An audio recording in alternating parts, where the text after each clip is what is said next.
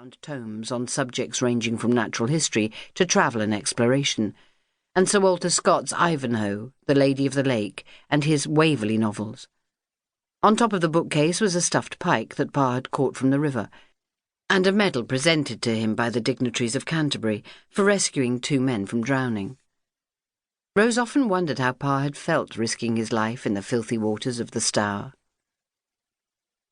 "Rose," Aunt Temperance said, jolting her from her reverie, "you would do well to remember in future that there is nothing wrong in marrying an older man. He is more likely to be settled in his preferences, financially solvent and grateful. It helps, of course, if it is a love match." Rose didn't know how to respond. Family folklore said that her aunt had chosen her husband because she had thought the name Kingsley a great improvement on Cheevers. Rose couldn't help thinking that Aunt Temperance, who was 2 or 3 years older than Pa, could have done much better for herself.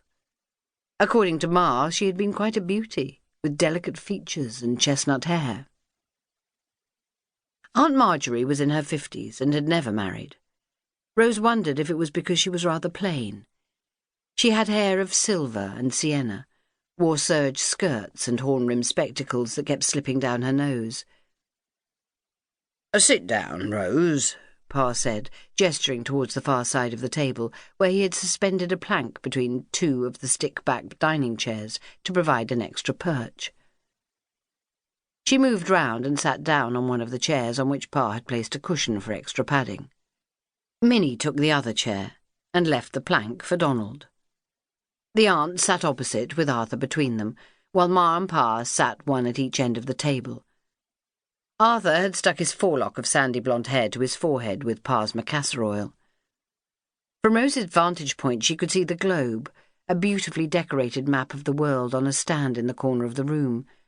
Pa had bought it as a present for Ma, but she had judged it too fine to be exposed to her pupils' scrubby fingers, and had instead kept it in the house. Some evenings she wheeled it on its casters into the parlour and made a game of finding the different parts of the British Empire, naming their capital cities. She glanced towards Arthur, who rolled his eyes in her direction. She smiled, sympathising for his plight.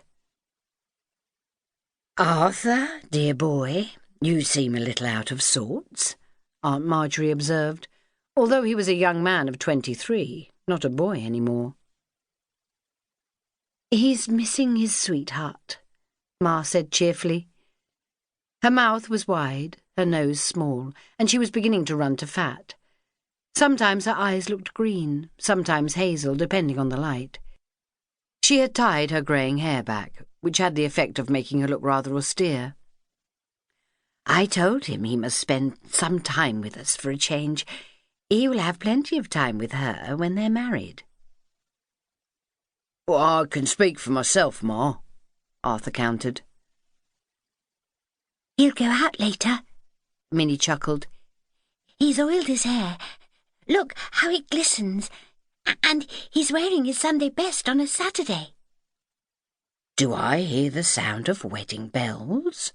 Aunt Marjorie said, smiling, and Arthur blushed. "You have been walking out with the apothecary's daughter for over a year," Aunt Temperance said. "Mind she doesn't tire of you." "Leave the young man alone. Marry in haste, repent at leisure. There's no rush. You need to be sure that you can face Miss Miskin every day for the rest of your life, treating her with love and respect, and without wearying of her." Pa looked fondly at Ma, who smiled in response. Rose couldn't imagine her parents ever tiring of each other's company. "I can't see any reason to delay once one has made the decision to enter the state of holy matrimony," Aunt Temperance said. "If you must know, we've been saving up for our future," Arthur said. "I'm delighted to hear it. Miss Miskin is a very lucky woman. You will make an excellent husband." Rose couldn't help feeling that Aunt Marjorie was aiming this comment at Aunt Temperance, who pursed her lips as if she was sucking a lemon. Aunt Marjorie wasn't their aunt by blood, but Pa's cousin once removed. It wasn't her only connection to the family. She'd once been Ma's nanny and governess. She'd aged considerably since she'd last visited.